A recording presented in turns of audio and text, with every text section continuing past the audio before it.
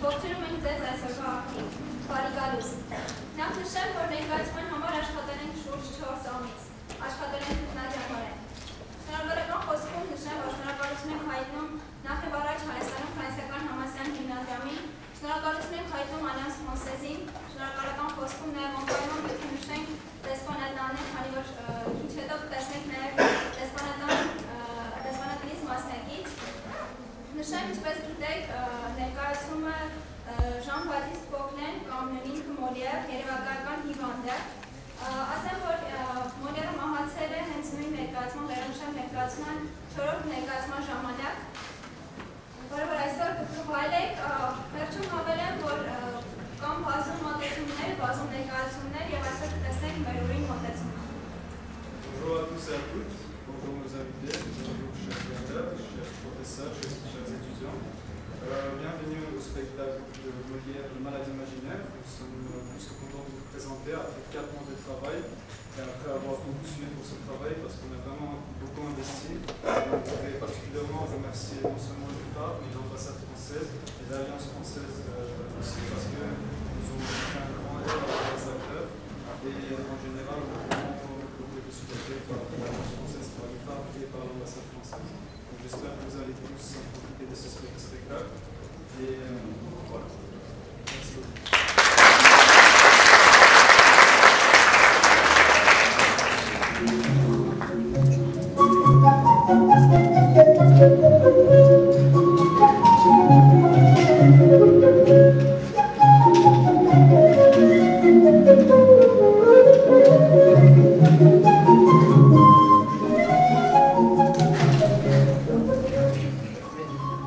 Il n'y a personne? Ah, j'ai beau dire, on me laisse toujours tout seul. Il n'y a pas moyen de les arrêter ici.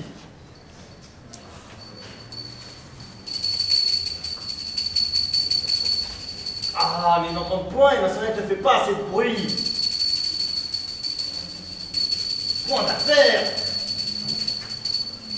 Et ce sourd, connaître. Oh. Ah, chienne, carogne! Ah, je rage! Ah, mais à tous les diables, est-il possible qu'on laisse comme cela un pauvre malade tout seul? Ah! Ah, c'est pitoyable! Ah, mon Dieu, mais ils me laisseront ici mourir! Oui, on y va! Ah, chienne, carogne!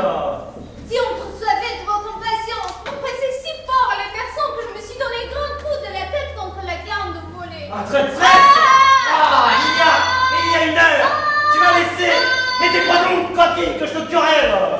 Ça monte ma foi, je me suis d'avis après ce que je me suis fait. Tu m'as fait égosiller, carogne! Et vous m'avez fait vous casser la tête. Le mot bien l'autre qui t'inquiète si vous voulez. Quoi, coquine? Si vous querellez, je pleurerai. Me laisser, traîtresse! Ah! Mais quoi? Encore, je n'ai pas le plaisir de t'égosiller? Querellez tout votre seul, je le veux bien.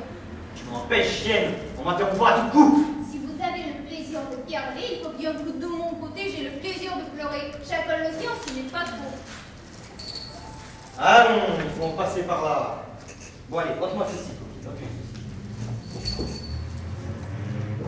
Mon lavement d'aujourd'hui a-t-il bien opéré? Votre lavant? Ah oui, j'ai bien fait de la bile. Ma foi, je ne me mêle point de ces affaires-là. C'est à M. Florent à y mettre le nez puisqu'il en a le profit. Bon, allez. Prenez soin de me tenir un bouillon prêt pour l'autre que je dois tantôt prendre. C'est à M. Florentin et M. Piogon la pièce sur votre corps. Ils en avouent une bombe à chalet. Et je voudrais bien leur demander quel mal vous avez pour vous faire tendre remède. Mais taisez-vous, ignorante. Ce n'est pas à vous à contrôler les ordonnances de la médecine.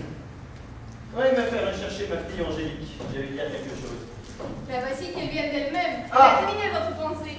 Ma fille, approchez. Oui, mon père. Vous venez à propos. Je voulais vous dire quelque chose. Je suis prête à vos yeux, mon père. Mon bâton. Attendez un instant. Non, je vais revenir. Allez, monsieur Florent, nous avons des affaires. Toinette? Quoi? Où est mon jeu? Et puis je regarde. Toinette! Quoi, Toinette? Tu prends de quoi je veux parler? Je le devine assez. De notre genre amant qui a sur lui depuis 6 jours, roule tous nos entretiens et on n'est point bien si on n'a pas regardé Dis-moi, Toinette. Ne trouves-tu pas comme moi que quelque chose du ciel, quelques effets du destin, de la nature inopinée de notre connaissance? Oui. Ne trouves-tu pas que cette action d'embrasser ma défense sans me connaître est tout à fait dans mon état? Oui. Et qu'on ne peut pas amuser plus généreusement. D'accord. Et qui fait tout cela de la meilleure grâce du monde. Oh oui. Dis-moi, ne trouves-tu pas qu'il est l'effet de sa personne? Oh, sûrement. Qu'il a l'air le meilleur du monde? Sans doute. Et ses discours ou ses actions ont quelque chose de noble. Cela est sûr. Et qu'on ne peut rien entendre de plus passionné que tout ce qu'il dit. Il est vrai. Et qu'il n'est rien de plus fâcheux que la contrainte que dans le tien, qui bouge tout commerce auto-impressement de cette mutuelle ardeur que les cieux nous inspirent. Vous avez raison. Mais ma pauvre Toinette, crois-tu qu'il m'aime autant qu'il me l'a dit? Et ces choses-là, parfois, sont un peu sujettes à question. Les grimaces d'amour ressemblent fort à la vérité. Et j'ai vu de grands comédiens là-dessus. Ah, Toinette, que dis-tu là? Hélas, mais de la façon qu'il me parle, serait-il possible qu'il me dise pas vrai? En tout cas, vous en serez bientôt éclaircis. Et la résolution que vous écriviez à qu'il était de vous faire demander un mariage est une prompte voie à vous faire connaître. S'il vous dit vraiment, ça sera là la bonne preuve. Toinette, si celui-là me trompe, je ne croirai de ma vie aucun homme. Voici votre père. Ah, ma fille, je vais vous dire une nouvelle où peut-être ne vous attendez-vous pas. On vous demande en mariage. Qu'est-ce que cela, vous voyez? Ah, c'est drôle, oui, votre mariage, hein. Il n'y a rien de plus plaisant pour les jeunes filles. Nature, nature. Que je puis voir, ma fille, je n'ai que faire de vous demander si vous voulez bien vous marier. Je dois faire mon père tout ce qui vous plaira de m'en donner. Ah, je suis bien aise d'avoir une fille si obéissante. Et la chose est donc entendue, je vous ai promise. C'est à moi, mon père, de suivre aveuglément toute vos volontés. Ma femme, votre belle-mère, avait envie que je vous fisse religieuse. Et votre petite sœur Louison aussi, d'ailleurs. Et de tout temps, elle s'est obstinée à cela. La bombe bête a ses raisons. Elle n'avait pas envie de consentir à ce mariage, mais bon, je l'ai emporté et ma parole est donnée. Ah, mon père, que je vous suis obligée de toutes vos bontés. En vérité, je vous sais bon gré de cela. Et voilà l'action la plus sage que vous ayez faite de votre vie. Je n'ai pas encore vu la personne, mais on m'a dit que j'en serais content, et toi aussi, d'ailleurs. Assurément. Mais comment? Puisque votre consentement m'autorise de vous voir au mon cœur, je ne peux pas me dire que le hasard nous a fait connaître il y a si peu. Et que la demande qu'on vous a fait est un effet de l'inclination que nous avons prise l'un pour l'autre dès cette première vue. Ah, ils ne m'ont pas dit cela, mais moi j'en suis bien aise. Et c'est tant mieux que les choses soient de la sorte. Ils disent que c'est un grand jeune garçon bien fait. Oui, mon père. De belle taille, Assurément. agréable de sa personne, Sans doute. de bonne physionomie. Ça, j'ai bien aimé. Tout à fait. Fort honnête, Plus honnête que moi. qui parle bien latin et grec. C'est ce que je sais pas. Ah. Et qui sera reçu médecin dans 3 jours. Oui, mon père. Eh oui, est-ce qu'il ne te l'a pas dit? Non, et qui vous l'a dit à vous? Ah ben, monsieur Purdon. Ah, monsieur Purgon le connaît? La belle demande. Faut bien qu'il le connaisse, puisque c'est son neveu. Bien. Neveu de monsieur Purgon? Mais quelle Cléante! Nous parlons de celui pour qui on t'a demandé en mariage. Oui. Eh bien, c'est le neveu de monsieur Purdon, le fils de son beau-frère le médecin, monsieur Diavoirus. Et ce fils s'appelle Thomas Diavoirus. Pas Cléant. Et nous avons conclu ce mariage ce matin, monsieur Florent, monsieur Purdon et moi. Et demain, ce gendre prétendu doit m'être amené par son père, pour m'être présenté. Mais qu'est-ce que... Voilà toutes les copies. C'est mon père. Vous avez parlé d'une personne, moi j'ai entendu d'une autre. Angélique, Monsieur, vous auriez fait ce dessin burlesque et avec tout le bien que vous aviez, vous voudriez marier votre fille avec un médecin? oui. Et de quoi te mets-tu, coquine? Impudent que tu es. Vous allez d'abord aux objectifs. Et ce que nous ne pouvons pas raisonner ensemble sans nous apporter. Là, parlons de sang-froid. Quelle est votre raison, s'il vous plaît, pour un tel mariage? Ma raison est que, me voyant infirme et malade comme je suis, je ne me faire un gendre et des alliés médecins, afin de m'appuyer du bon secours contre ma maladie, d'avoir au sein de ma famille des sources des remèdes qui me sont nécessaires, et d'être à même des consultations et des ordonnances. Et mieux voilà dire raison, il y a du plaisir à se répondre doucement les uns aux autres. Mais monsieur, mettez la main à la conscience. Est-ce que vous êtes malade? Comment, coquine? Si je suis malade, opulente. Eh bien, oui, vous êtes malade, mais on voit votre cœur est là-dessus. Oui, vous êtes fort malade, j'en démord d'accord, et plus malade qu'on le pensait, voilà qu'elle est. Mais votre fille doit épouser une mari pour elle. Et n'étant point malade, il n'est pas nécessaire de lui donner une médecin. Ah, c'est pour moi que je lui donne ce médecin. Et une fille de bon naturel doit être ravie d'épouser ce qui est utile à la santé de son père. Ma foi, voulez-vous qu'un ami je vous donne conseil? Et quel est-il, ce conseil? De ne point songer à ce mariage-là. Elle a raison. La raison, c'est ce que votre fille n'y consentira point. Elle n'y consentira point. Non. Ma fille. Votre fille, elle vous dira qu'elle n'a que faire de monsieur Diapharius, ni de son fils Thomas Diapharius, ni de tous les Diapharius du monde. Non mais je vous dis moi que je veux qu'elle exécute la parole que j'ai donnée. Je suis sûre qu'elle ne le fera pas. Oh, je le forcerai bien. Elle ne le fera pas, vous dire. Elle le fera, ou je la mettrai dans un couvent. Vous Moi. Vous Mais comment ça, bon? Vous ne la mettrez point dans un couvent. Je ne mettrai pas ma fille dans un couvent. Non. Non. Moi qui est plaisant, je ne mettrai pas ma fille dans un couvent si j'en ai envie. Non, vous dire. Mais qui m'en empêchera? Vous-même. Moi? Oui, vous n'aurez pas ce cœur-là. Oh, je l'aurai. Vous vous moquez. Je ne manque point. La tendresse maternelle vous prendra. Oh, elle ne me prendra point. Une petite larme qui pourra jeter au bout, mon petit papa, mais en prononçant en main sera assez pour vous toucher. Tout cela n'y fera rien. Oh, oui. Non mais je vous dis que je ne céderai point. Bagatelle. Il ne faut pas dire bagatelle. Mon monsieur, vous ne songez pas que vous êtes malade? Je lui commande absolument de se préparer à prendre le mari que je lui dis. Et je lui défends seulement d'avoir rien. Quoi? Mais quelle audace est cela, une coquine de servante, de parler d'un sorte dans son maître? Dans le maître ne songe pas ce qu'il fait, une servante bien sensée est un droit de le redresser. Non mais coquine, il faut que je t'asse... Oh.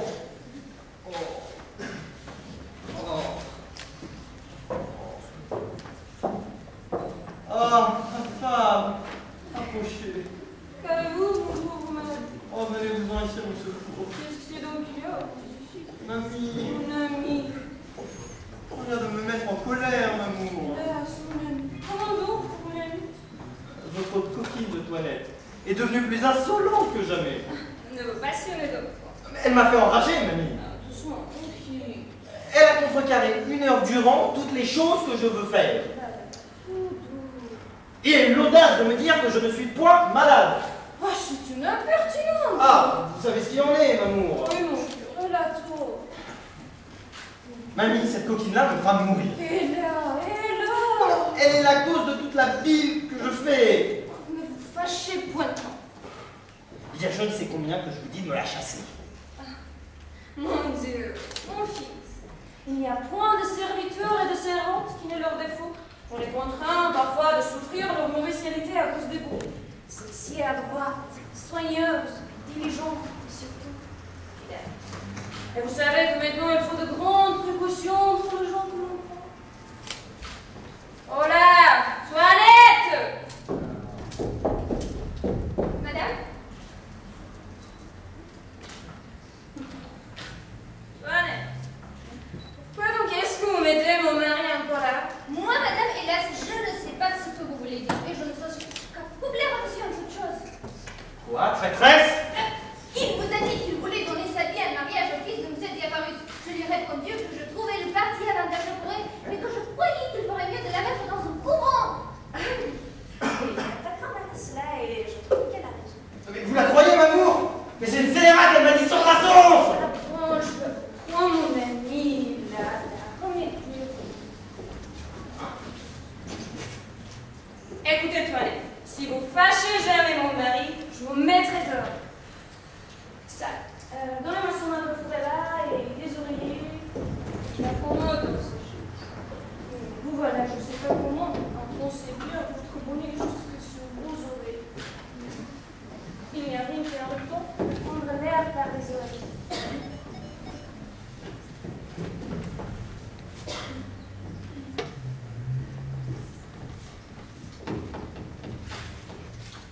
Lèvez-vous. Que je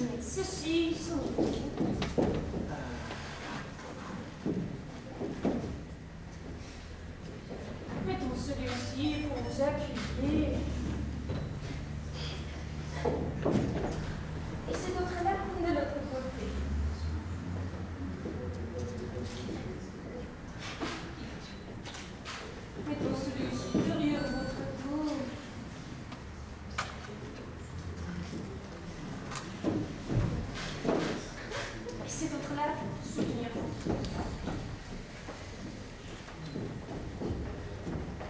Et celui-ci pour mon garder. Est-ce que je vais tout faire coquille Et là Ah Qu'est-ce que c'est donc? J'en peux plus. Mais pourquoi vous vous portez ainsi? Et la crue vient bien. Vous ne connaissez pas la malice de la pandarme, amour. Elle m'a mis tout hors de moi. Et il faudra au moins 8 lavements et 12 médecines pour me remettre de tout ceci. Oh là là, apaisez-vous un peu. Oh, mamie, vous êtes toute ma consolation. Pour tâcher de reconnaître l'amour que vous portez, je veux, mamie, comme je vous l'ai dit, écrire mon testament. Ne parlons point de cela, je vous prie. Je ne saurais souffrir cette pensée. Mais le seul mot de testament me fait tressaillir de douleur. Non, mamie, vous avez dit de parler pour ceci à votre notaire. Là-dedans, je vais amener à vous. Eh bien, faites-le venir, maman. Hélas, mon ami, quand on aime bien le mari, on n'est guère à tes heures de songer à tout cela.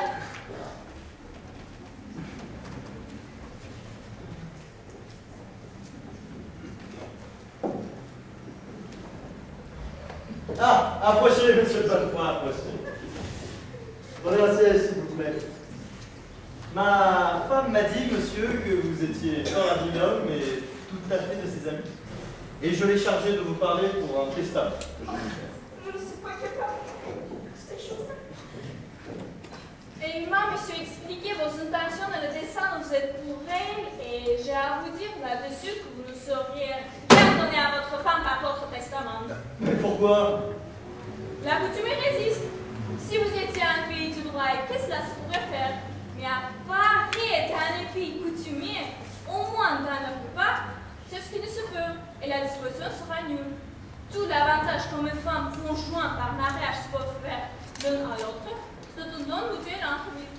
Encore faut-il qu'il n'y ait un enfant, soit de deux conjoints ou de l'un d'eux, lors du décès du premier mouvement.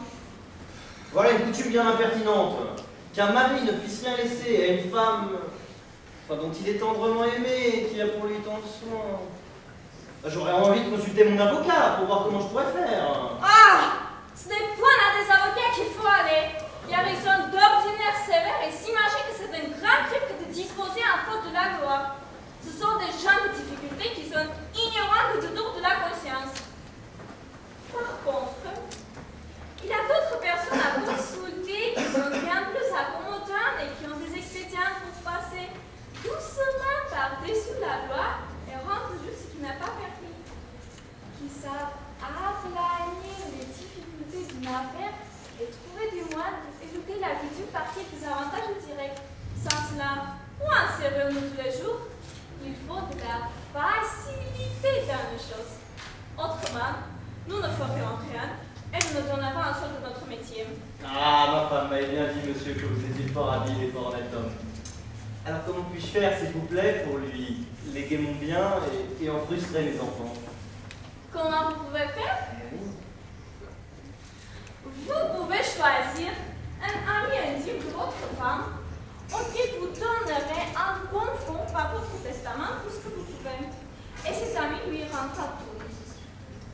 Vous pouvez encore contracter un grand nombre d'obligations au profit de divers financiers qui prêteront leur nom à votre femme et entre les mains de laquelle ils mettront leur déclaration que ce qu'il en a fait n'a été que pour lui faire plaisir. Mais vous pouvez aussi, pendant que vous êtes en vie, mettre entre ses mains de l'argent ou des billets que vous pourrez avoir payé au porteur. Mon Dieu, il ne faut pas vous tourmenter de tout cela, je vous prie. Il est faute de vous, mon fils. Je ne veux plus rester au monde. Tous les biens du monde ne me sont rien pris de vous. Voulez-vous que nous procédions au testament? Oui, s'il vous plaît. Mais nous serons mieux dans mon petit cabinet. Ma pauvre. Alors, pauvre petit fils.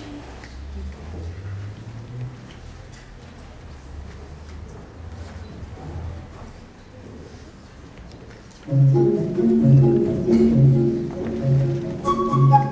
you.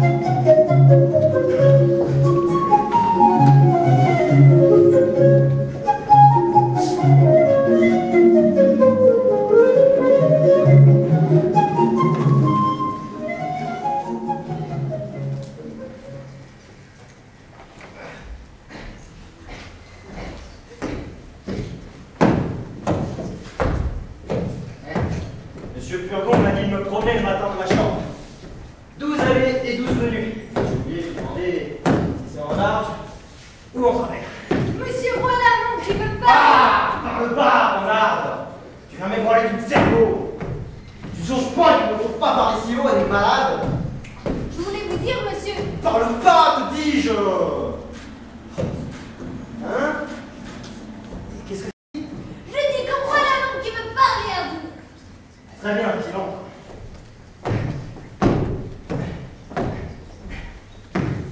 Monsieur?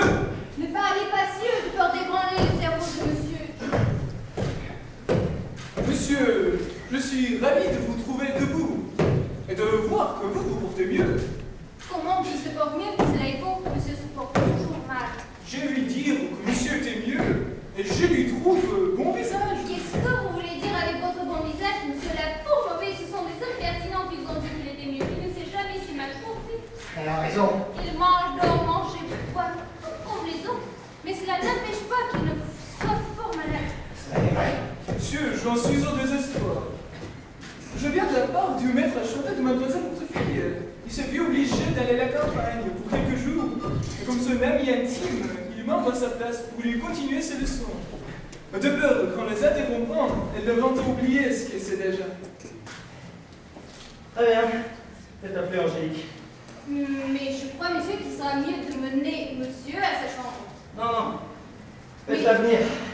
Mais il ne pourra lui donner de son comme il faut s'il ne s'en est particulier. Mais si fait. Mais cela ne fera que vous étourdir et ne fera rien de vous émouvoir à mi-temps de ceux que vous ébranlez le cerveau. Mais point.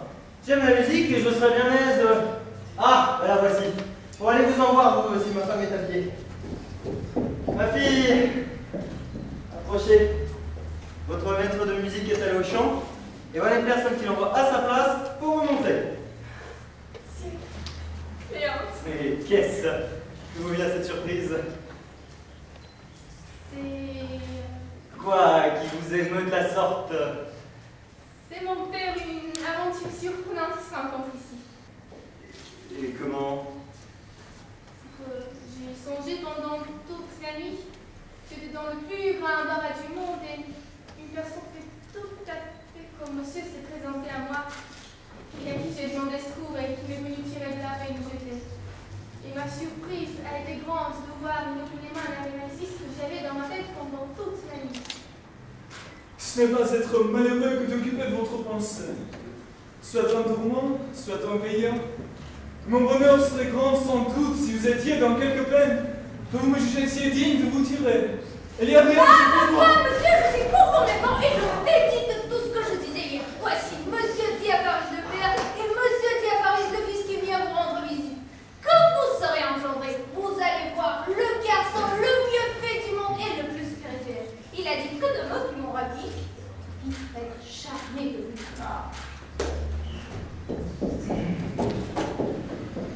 Ne vous en êtes point, monsieur. C'est que je marie ma fille. Et voilà qu'on lui amène son prétendu mari, qu'elle n'a point encore vu. Ça m'honorerait beaucoup, monsieur, de vouloir que je sois témoin d'une entrevue si agréable. C'est le fils d'un habile médecin, hein. Et le mariage se fera dans 4 jours. Fort bien. Mandez-le un peu à son maître de musique afin qu'il puisse se trouver à la noce. Je n'y manquerai pas. D'ailleurs, je vous y prie aussi. Vous me faites beaucoup d'honneur. Allons, qu'on s'arrange, les voici. Ah.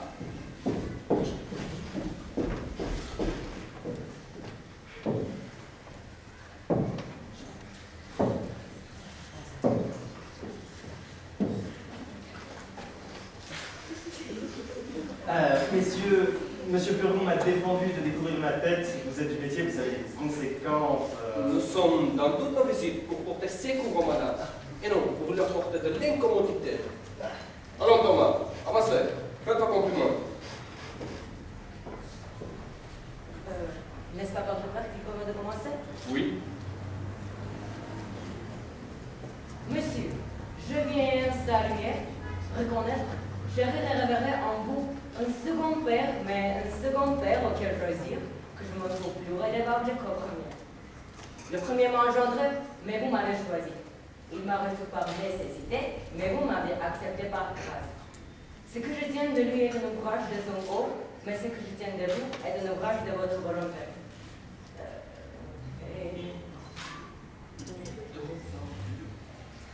Et Et d'autant plus que les paroles spirituelles sont au-dessus des corporels, d'autant plus je vous dois, et d'autant plus je tiens à apprécier cette future filiation dont je viens aujourd'hui pour rendre par avance des très humbles et très respectueux hommages.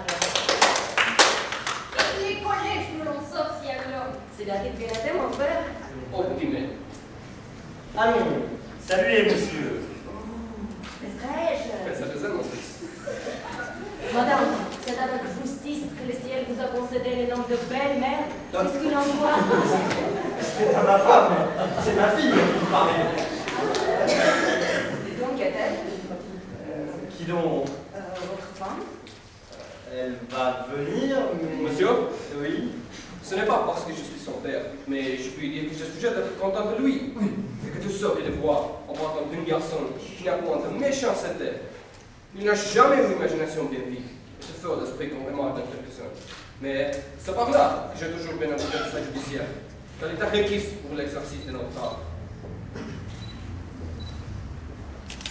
J'ai, contre les circulateurs, soutenu un test qu'avec la permission de monsieur, je vous présentais à mademoiselle comme un hommage que je lui dois des prémices de mon esprit. Monsieur, c'est pour moi un mot inutile. Je ne connais pas ces choses-là. Mais donnez, il est toujours bon à prendre pour l'image. Cela servira à parler dans une chambre. Avec la permission aussi de monsieur, je vous invite à venir voir l'un de ce jour pour vous divertir la dissection d'une femme sur quoi je dois raisonner. Le divertissement sera agréable. Il y en a qui dans la comédie à leur maîtresse, mais dans les dissections, quelque chose de plus galant. Ah, ma femme! Approchez. Voilà le fils de monsieur Diaporus.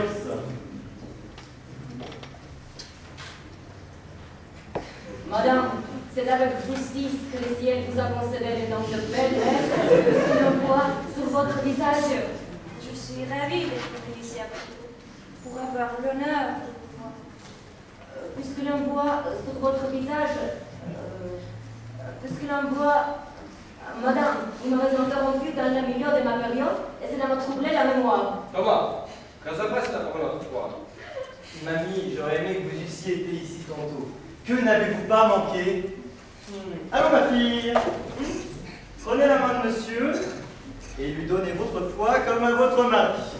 Mais mon père, Et quoi, mon père? de grâce, ne précipitez pas les choses. Donnez-nous le temps de nous connaître et de voir naître en nous cette inclination si nécessaire à composer une union parfaite. Quant à moi, mademoiselle, elle a déjà toute née en moi et je n'ai pas besoin d'attendre davantage. Si vous êtes si prompt, monsieur, il n'allait pas de même de moi. Et je vous avoue que votre mérite n'a pas encore fait d'impression dans mon âme.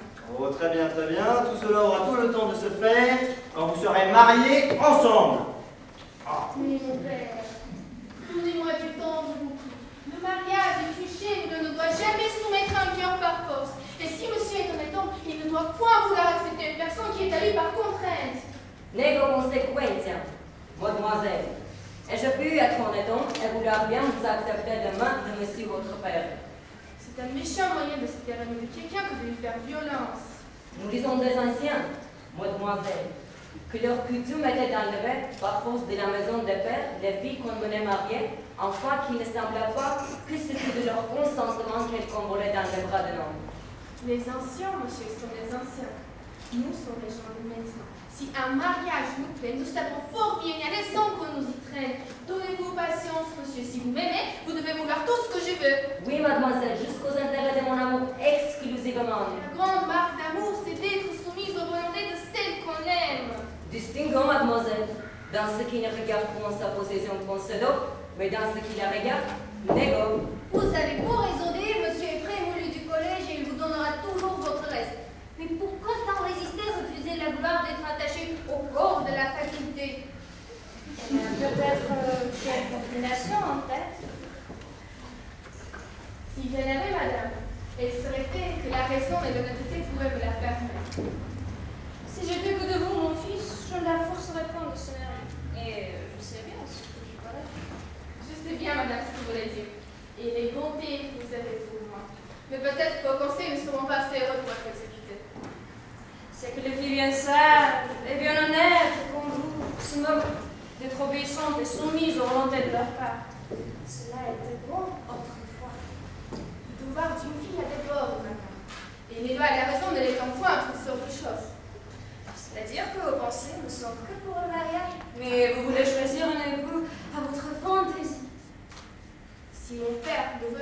donner un mari qui me plaise, je le conjurerai au moins de ne me point forcer à épouser un autre que je ne puisse pas aimer. Messieurs, je suis désolé de tout ceci. Chacun son personnage.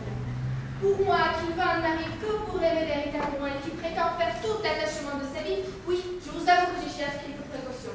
Il y en a d'autres qui ne se marient que pour se tirer de la contrainte de leurs parents, que pour se mettre à l'état de pouvoir faire tout ce qu'elles voudront. Et il y en a d'autres, madame, qui font du mariage en province de pur intérêt, qui ne se marient que pour gagner des douaires, que pour s'enrichir par la mort de ceux qui l'épousent, et qui pour sans scrupule de mari à mari pour s'approprier leur épouse. Ces personnes-là, la vérité, ne cherchent pas tant de façon et regardent peu à la personne.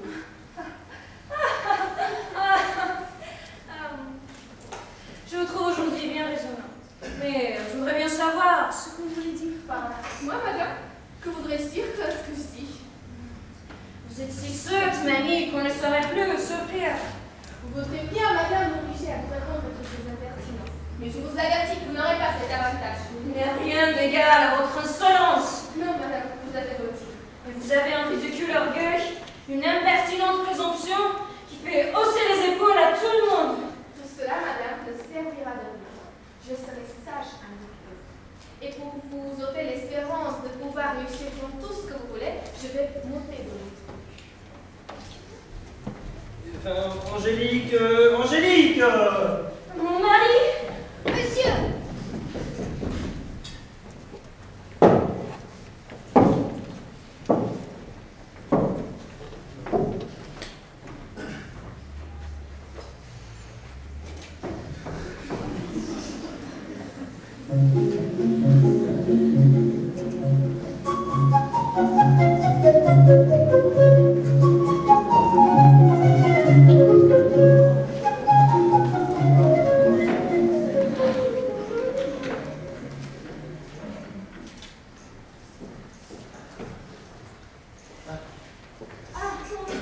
avant que de sortir, je voudrais bien vous donner avis d'une chose avec laquelle il faut que vous preniez garde.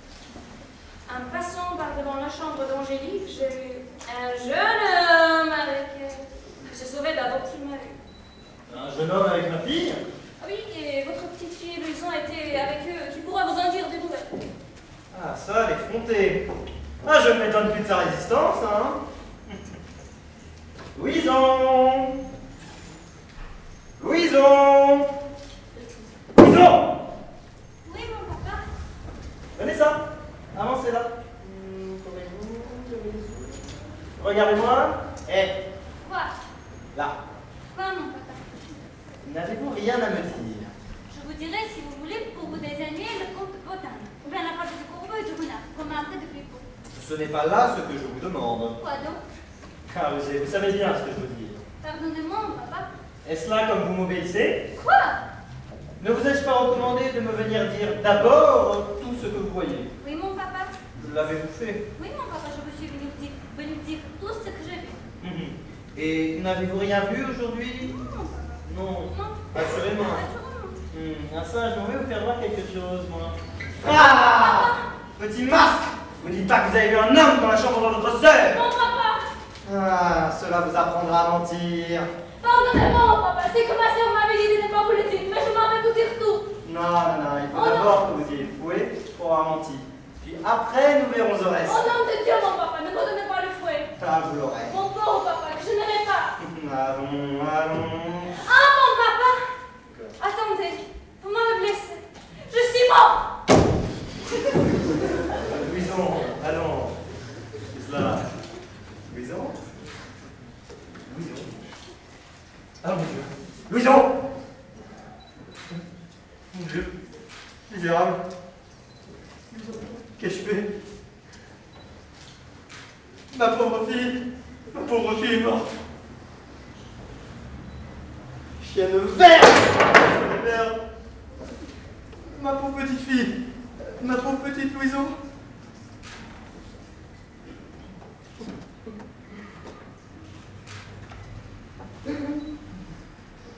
Là, mon papa, ne pleurez pas longtemps, je ne suis pas morte tout à fait. Ah, ça! Voyez-vous la petite rusée, hein?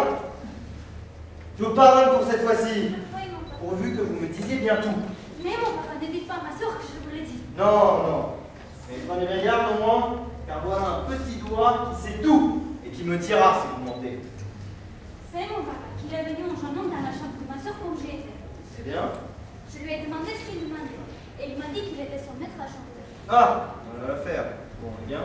Ma soeur est venue après. Je sais. Et lui a dit sortez, sortez, sortez, mon Dieu, sortez, vous nous mettez au désespoir. Et puis après? Et lui, il ne voulait pas sortir. Et qu'est-ce qu'il lui disait? Et il lui disait je ne sais pas combien de choses. Et puis quoi encore? Il lui disait tout ci, tout ça, qu'il aimait bien et qu'il était la plus belle du monde. Et puis après? Et puis après, il se mettait à genoux devant elle. Et puis après? Et puis après, il lui a baisé les mains. Et puis après? Et puis après, ma belle-maman est venue à la porte et il s'est enfui. Il n'a rien d'autre que vous ne me disiez pas. Non, mon papa. Ah, voilà pourtant mon petit doigt qui gronde quelque chose. Hein? Et? Voilà mon petit doigt qui me dit quelque chose que vous avez vu et que vous ne m'avez point encore dit.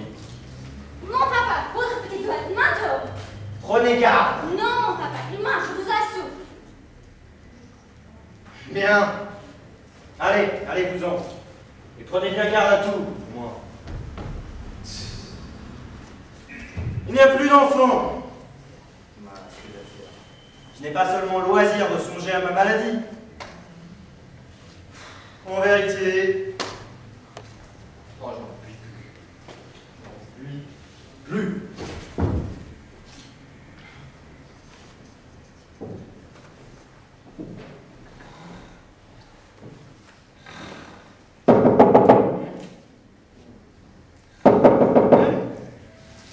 Ah, mon frère. Comment vous portez-vous? Ah, je suis bien à l'aise de vous voir.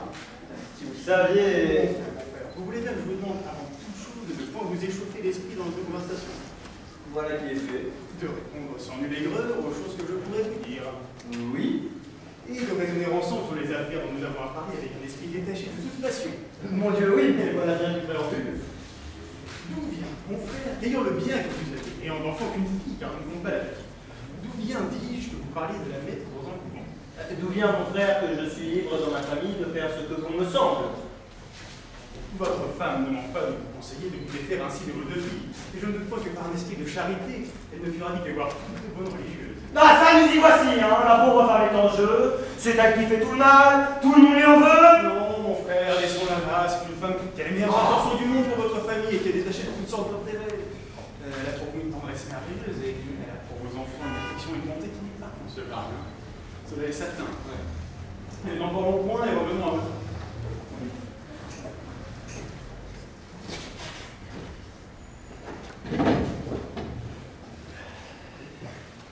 Sur quelle pensée, mon frère, la voulez-vous donner en mariage au fils d'un médecin?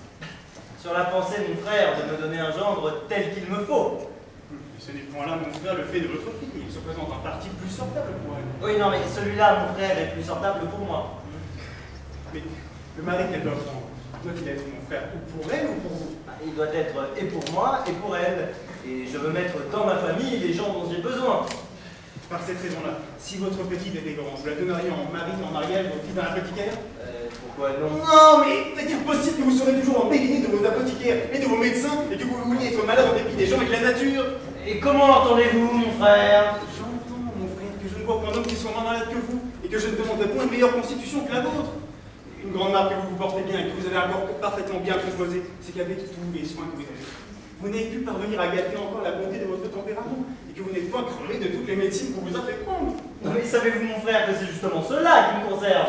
Monsieur Puron dit que je succomberais s'il était seulement 3 jours sans prendre soin de moi. Mais si vous n'y prenez garde, il prendra tant soin de vous qu'il vous enverra en l'autre monde. Mais enfin, mon frère, raisonnons un peu, vous ne croyez donc point en la médecine? Non, mon frère, je ne vois pas que pour son salut, il soit nécessaire d'y croire. Et quoi? Vous ne tenez pas pour véritable une chose établie par tout le monde et que tous les siècles ont révérée? Bien loin de la tenir véritable, je la trouve entre nous une des plus grandes folies qui soit parmi les hommes. Et à regarder les choses en philosophe, je ne vois pas de plus plaisante momerie, je ne vois rien de plus ridicule qu'un homme qui se veut mêler d'en guérir un autre. Mais enfin, mon frère, pourquoi ne voulez-vous pas qu'un homme puisse en guérir un autre? Par la raison, mon frère, que les ressorts de notre machine sont des mystères où les hommes jusqu'ici ne voient goutte, et que la nature nous a mis au demandé de des voiles trop épais pour y voir quelque chose. Mais les médecins ne savent donc rien à votre compte? Ah, si fait. Ils savent pour la plupart de fort belles humaniques. Ils savent parler en beau latin. Ils savent nommer en grec toutes les maladies, les définir et les diviser. Mais pour ce qui est de les guérir, c'est ce qu'ils ne savent pas du tout. Mais toujours faut-il demeurer d'accord, mon frère, qu'en cette matière, les médecins en savent plus que les autres.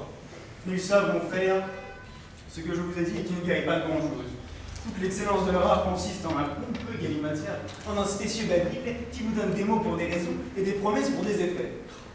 Enfin, mon frère, il y a des gens aussi sages et aussi habiles que vous. Mais nous voyons bien que dans la maladie, tout le monde a recours aux médecins. Mais c'est une marque de la faiblesse humaine et non pas de la vérité de leur art. Il faut bien que les médecins croient leur art véritable, puisqu'ils s'en servent sur eux-mêmes. Il ne faut que demeurer en repos. La nature d'elle-même, quand nous la laissons faire, se tire doucement du désordre où elle est tombée. C'est notre impatience, c'est notre inquiétude qui gâche tout. Et presque tous les hommes meurent de leur remède et non pas de leur maladie. Ouais, vous êtes un grand auteur, à ce que je vois. Hein. J'aimerais bien qu'il y eût ici quelqu'un de ces messieurs pour rembarrer vos raisonnements et rabaisser votre caquet. Moi, mon frère, je ne prends point à tâche de combattre la médecine et chacun a ses terribles fortunes de faire tout ce qui lui plaît. Ce que j'en dis n'est qu'entre nous. Et j'aurais souhaité de pouvoir vous tirer un peu de l'erreur où vous êtes. Et pour vous divertir, vous menez voir sur ce chapitre quelqu'une des comédies de Molière. Oh, me semble pas impertinent votre manière avec ces comédies. Et je le trouve bien plaisant, moi, d'aller jouer d'honnêtes gens comme les médecins. Ah, mais ce ne sont pas les médecins qui jouent, mais le ridicule de la médecine. C'est bien à lui à faire, ça, de contrôler la médecine. Oh, ça a un bon niveau, un bon impertinent, de se moquer des consultations et des ordonnances, de s'attaquer au corps des médecins, et d'aller mettre sur son théâtre des vénérables personnes comme ces messieurs-là. Que voulez-vous qu'il y mette de les diverses professions des hommes? On y met bien tous les jours les princes et les rois qui sont d'aussi bonnes maisons que les médecins. Ah, ça non, que du diable! Moi, si j'étais que des médecins, je me vengerais bien de son impertinence. Et quand il sera malade, je le laisserai mourir sans le moindre secours. Il aura beau faire et beau dire, je n'y ordonnerai pas la moindre petite saignée, pas le moindre petit armement. Et je lui dirai, crève, crève! Cela t'apprendra une autre fois de me moquer de la faculté. Vous m'avez en colère contre lui. Oui, c'est un mal avisé. Et si les médecins sont sages, ils feront ce que je dis. Ils seront encore plus sages que vos médecins, car il ne leur demandera point de secours. Oh, bah, tant pis pour lui s'il n'a pas recours au remède. Mais tenez, mon frère, ne parlons point davantage de cet homme-là, car vous m'échauffez la ville et vous me donneriez mon mal. Je le veux bien, mon frère, et pour changer le discours, je vous dirais que sur une petite réunion, ce que vous témoigne votre fille, vous ne devez point prendre les résolutions violentes de la mettre dans un mouvement. Parce que pour le choix d'un gendre, il ne faut pas suivre aveuglément la passion qui vous emporte. On doit sur cette matière s'accommoder un peu à l'inclination d'une fille, car c'est pour toute la vie, et que de la dépend tout le bonheur d'un mariage. Ah, avec votre permission, mon frère. Comment? Que voulez-vous faire? Et prendre ce petit lavement. Vous vous moquez? Est-ce que vous ne seriez resté un moment sans lavement ou sans médecin? Restez un peu en repos et remettons cela plus tard. Mon frère, non mais mon frère, mon lavement. Ça va? Monsieur, voilà monsieur Turbo. Ah. Ouais.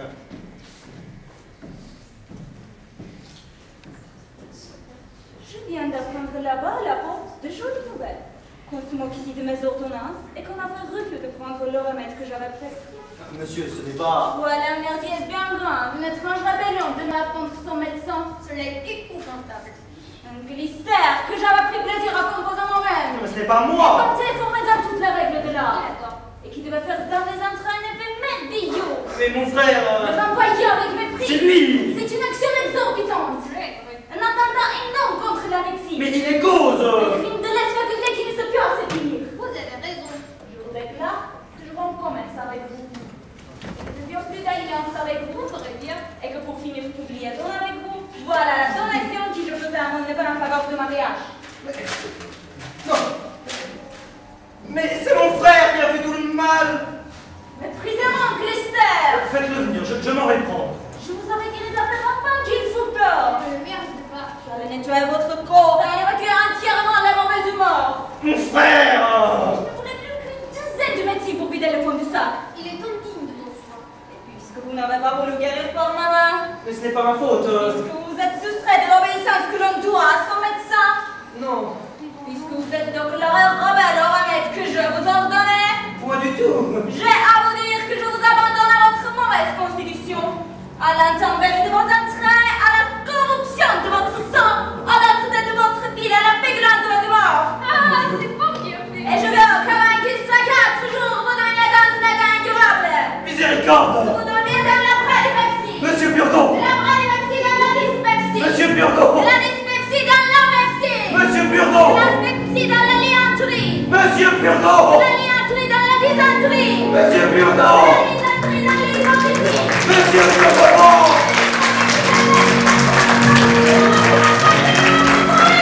Monsieur Burgon.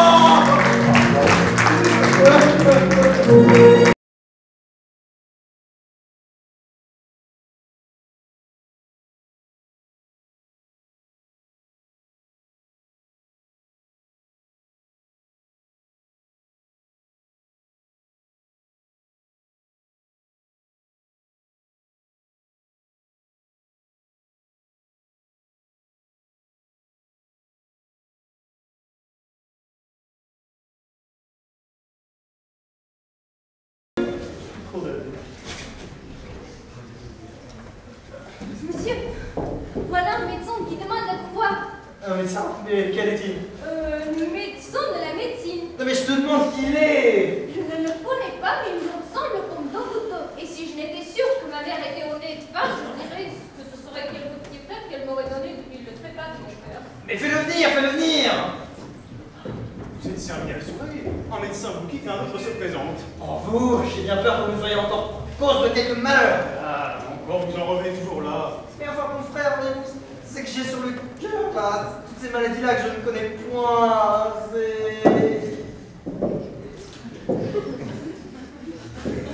Agréez que je viens vous rendre visite et vous offrir mes petits services pour toutes les signes et les purgations dont vous aurez besoin. Monsieur, je suis votre serviteur. Par ma foi, vous m'Antoinette elle-même. Monsieur, je vous prie de m'excuser, j'ai oublié de donner une commission à nos valets, j'en reviens tout à l'heure. Et ne diriez-vous pas que c'est effectivement Antoinette?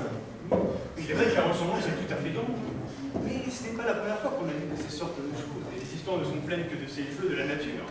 Ah, pour moi, j'en suis surpris et... Monsieur, je vous demande pardon de tout mon cœur. Je suis votre serviteur. Vous ne trouverez pas mauvais, s'il vous plaît, la curiosité que j'ai eue de voir un illustre malade comme vous êtes et votre réputation qui s'étend partout peut excuser la liberté que j'ai prise. Oui. Je vois, monsieur, que vous me regardez fixement. Quel âge croyez-vous bien que j'ai? Je crois tout au plus que vous pouvez avoir 26 ou 27 ans. Ah, j'en ai 90. 90 ans? Oui, vous voyez à l'effet des secrets de me conserver si très vigoureux. Par ma foi, voilà un beau jeune vieillard pour 90 ans. Je suis médecin passager qui vais de ville en ville, de Provence en Provence, de royaume en royaume, pour chercher d'illustres matières à ma capacité, pour trouver des malades dignes de m'occuper, capables d'exercer des grands et beaux secrets que j'ai trouvés dans la médecine. Monsieur, je vous suis obligé de tous les soins et bontés que vous avez pour moi.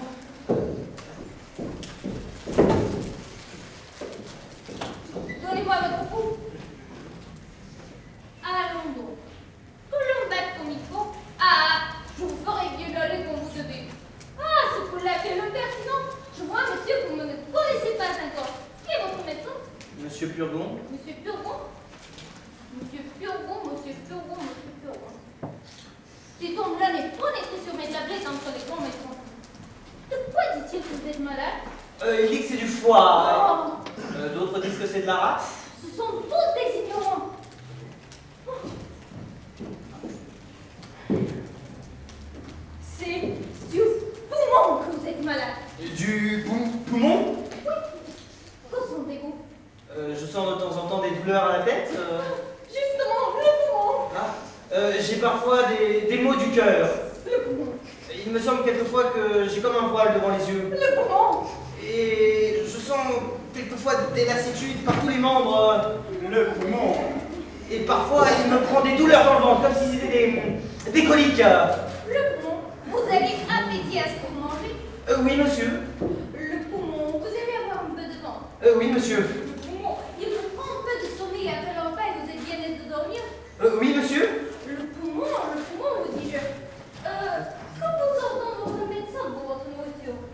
m'ordonnes du potage. Oh, ignorant. De la volaille. Ignorant. Du veau. Ignorant. Des œufs frais. Ignorant. Et le soir, de petits pruneaux pour lâcher le ventre. Ignorant. Et surtout de boire mon vin fort trempé. Ignorentus, ignorenda, ignorentum. Il faut boire votre vin pur. Et pour épaissir votre sang, c'est trop subtil pour manger de pauvres bœufs, de pauvres porcs, de pauvres vaches de Hollande, du gros et du riz et des marrons, des obliques pour le dîner. Votre maison est une bête. Je veux vous envoyer de ma main et je viendrai vous voir de temps en temps, tandis que je serai insensible. Monsieur, vous m'obligerez beaucoup. Que faites-vous de ce bas-là? Mais comment? Voilà un bras que je me ferais couper tout à l'heure si j'étais que vous. Mais pourquoi? Vous ne voyez pas qui tire à soi toute la nourriture et qui empêche ce côté-là de profiter. Oui, mais enfin, j'ai besoin de mon bras. Vous avez là aussi une œil droite que je me ferais crever tout à l'heure si j'étais que vous. Mais crever un œil? Oui, vous ne voyez pas qu'il l'incommode l'autre et lui dérange sa nourriture. Croyez-moi, faites le crever au plus tôt. Vous en avez plus clair de l'œil gauche. Ça n'est pas pressé. Adieu. Je suis fâchée de vous quitter si tôt, mais il faut que je me trouve à une grande consultation qui doit se faire pour un homme qui mourut hier. Pour un homme qui mourut hier? Oui, pour le voir et aviser ce qu'il aurait fallu lui faire pour le guérir. Au revoir. Monsieur, vous savez que les malades se reconduisent. Voilà un médecin vraiment qui paraît fort habile. Oui, enfin, il va un peu bien vite, hein. Oh, tous les grands médecins sont comme ça. Non, mais me couper un bras et me crever un œil afin que l'autre se porte mieux. Ah bah, j'aime bien mieux qu'il ne se porte pas si bien. Allons, je suis votre serment et je n'ai pas envie de rire. Et quoi? Votre médecin m'a pas qui me voulait tâter le pouls. Voyez-vous ça, à l'âge de 90 ans? Oh, ça, mon frère, puisque voilà votre monsieur Turbon pour y aller, mais voulez-vous pas bien que je vous parle du parti qui s'offre pour ma nièce? Ah non, je veux la mettre dans un couvent puisqu'elle s'est opposée à mes volontés. Je vois bien qu'il y a là-dessous quelques amourettes, et j'ai découvert certaines entrevues secrètes qu'on ne sait pas que j'ai découvertes. Oh, eh bien, mon frère, quand il y aurait quelques petites inclinations, cela serait-il si criminel? Et rien peut-il vous offenser quand on ne va qu'à des choses honnêtes comme le mariage? Quoi qu'il en soit, mon frère, elle sera religieuse, c'est une chose résolue. Vous voulez faire plaisir à quelqu'un? Ah, je vous entends, vous en revenez encore là. Et ma femme vous tient au cœur. Eh bien oui, mon frère, puisqu'il faut parler à cœur ouvert, c'est votre femme que je veux dire. Parce que l'entêtement de la médecine, je ne puis vous souffrir l'entêtement où vous êtes pour elle et voir que vous tombez dans tous les pièges qu'elle vous tend. Monsieur, ne parlez point de madame. C'est une femme sur laquelle il n'y a rien à dire. Une femme sans artifice, qui est monsieur qu'il aime, ne peut pas dire cela. Demandez-lui un peu les caresses qu'elle vous fait. Cela est sûr. L'inquiétude que lui donne ma maladie. Assurément. Et les peines et les soins qu'elle prend tout autour de moi. Et certain. Voulez-vous que je vous convainque et vous fasse voir tout à l'heure comme madame et monsieur? Monsieur sauterait également de son bec et lui tire vers l'heure. Oui, mais comment? Madame, ça va revenir. Mettez-vous tout étendu dans ce lit et comparez de mort. Vous verrez la douleur où elle sera quand vous tirez la nouvelle. Ah, je veux bien, oui. Oui, mais la laissez longtemps dans le désespoir car l'amour est bien mourir. Ah, laissez-moi faire. Cachez-vous vous dans ce point-là. N'y a-t-il point quelque danger à contrefaire le mort? Non, quel danger y aurait-il? Il y aurait plaisir à comprendre votre frère. Voici madame, tenez-vous bien. Ah mon Dieu! Ah mon Lord, il est dans l'accident! Qu'est-ce que est? Ah madame! Qu'a-t-il? Votre mari est mort. Mon mari est mort? Hélas, oui, le pauvre démon est trépassé. Assurément? Assurément. Personne ne sait pas pour cet accident-là et je me suis trouvée ici toute seule. Vous le voyez là, tout de son long dans ce lit. Le ciel en soit loué. Nous voilà délivrés de grands fardeaux. Tu es sotte, Toinette, et affligée de cette mort. C'est madame qui peut pleurer. Voilà, cela n'en vaut pas la peine. Quelle perte c'est la sienne et de quoi servait-il sur la terre? Non, on commode à tout le monde, malpropre, dégoûtant, touchant, toussant, crachant toujours, sans cesse larmant et médecine dans le ventre, ennuyeux, sans esprit, fatiguant sans cesse les gens, et grondant jour et nuit, servant des valets. Voilà une belle raison funèbre. Il faut, Toinette, tu m'aides à exécuter mon dessein. Et puisque par bonheur personne n'y a encore averti de la chose, tombe cette mort cachée. Il y a le papier, il y a de l'argent dont je vais me saisir. Et il n'est pas juste que j'ai passé 100 fruits auprès de lui mes plus belles années. Maintenant, on parle de tout secret. Doucement, ma frère. Ah, est-ce ainsi que vous m'aimez? Le pauvre défunt n'est pas mort. Ah, je suis bien aise d'avoir fait votre amitié et d'avoir confondu le pauvre allégé de Joseph et moi. Voilà un vieux lecteur qui me rend plus sage à l'avenir. Qui m'empêchera de faire bien des choses. Eh bien, mon frère, vous le voyez? Ma foi, je n'aurais jamais cru cela. Mais j'entends votre vie. Remettez-vous pour nous étiez et voyons de quelle manière elle recevra votre mort. C'est une chose qui n'est pas mauvaise d'éprouver, et puisque vous êtes entré, vous verrez par là les sentiments de votre famille à vous.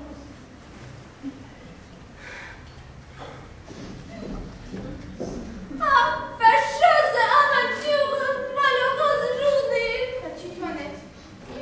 De quoi pleures-tu? J'ai de tristes nouvelles à vous donner. Quoi?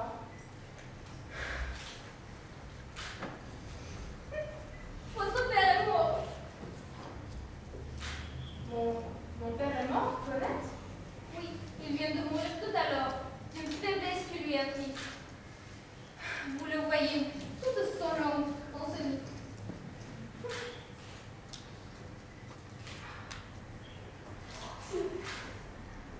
Quelle infortune! Quelle a-t-elle fait? Hélas, faut-il que je perde mon père? La seule chose qui m'a resté en moi. Sur quoi de désespoir je lui perdre dans ce moment où il est dérivé contre moi? Que deviendrais-je malheureuse? Et quelle consolation trouver après ici mon père?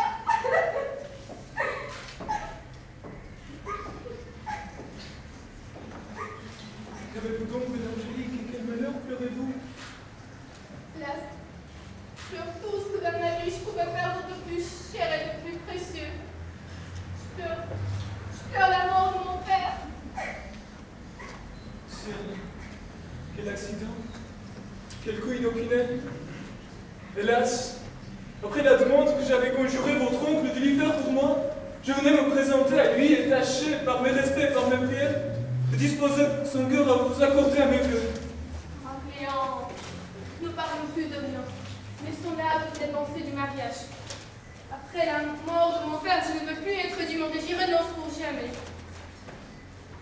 Si j'ai résisté encore à la volonté de mon père, je veux du moins suivre une de vos invitations et réparer par là le chagrin que je m'accuse de vous avoir donné. Souffrez que je vous donne ici ma parole et que je vous embrasse pour vous témoigner mon ressentiment.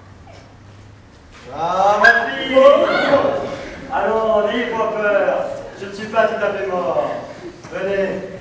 Ah, vous êtes ma vraie fille, de mon véritable sang. Et je suis ravi d'avoir vu votre nom naturel. Mon père, quelle surprise agréable! Mon père, puisque par un bonheur extrême du ciel vous redonne mes vœux, souffrez qu'ici je me jette à vos pieds pour vous supplier d'une chose. Si vous n'êtes pas favorable au penchant de mon cœur, si vous me refusez Cléante pour époux, je vous conjure au moins de ne point forcer à m'épouser un autre. C'est toute la grâce que je vous demande. Eh monsieur, laissez-vous toucher à cette prière et aux miennes, et ne montrez point le contraire aux mutuels impressions d'une si belle inclination. Frère, pouvez-vous tenir la compte? Et, monsieur, serez-vous insensible à tant d'amour? Bon, allez, il se fasse médecin et je consens à ce mariage. Ouais. Faites-vous médecin et je vous donne ma fille. Très volontiers, monsieur. S'il ne tient qu'à cela pour être votre gendre, je me ferai médecin. À petit guerre, même si vous voulez. Ce n'est pas une affaire que cela. Et je ferai bien d'autres choses pour tenir la belle Angélique. Voulez-vous que l'affaire se fasse tout à l'heure? Et comment tout à l'heure? Oui, et dans votre maison. Dans ma maison. Oui, je connais une faculté de mes amis qui viendra tout à l'heure en faire la cérémonie dans votre salle. Cela ne vous coûtera rien. Mais moi, que dire, que répondre? On vous instruira en 2 mots et on vous donnera par écrit ce que vous devez dire. Allez-vous-en vous mettre en habit décent, je vais les envoyer carré. Que voulez-vous dire et qu'entendez-vous avec cette faculté de vos amis? Quel est votre dessein? De vous divertir un peu ce soir. Les comédiens ont fait un petit intermède de la réception d'un médecin avec des danses et de la musique. Je veux que nous en prenions ensemble le divertissement et que mon frère y fasse le premier personnage. Mais mon oncle, il me semble que vous jouez un peu beaucoup de mon père. Et ce n'est pas tant le jouer que s'accommoder un petit peu à ses fantaisies. Tout ceci n'est qu'entre nous. Et regarde, nous y pouvons aussi prendre chacun un personnage et nous donner ainsi la comédie les uns aux autres. Le carnaval autorise cela. Allons vite préparer quelque chose.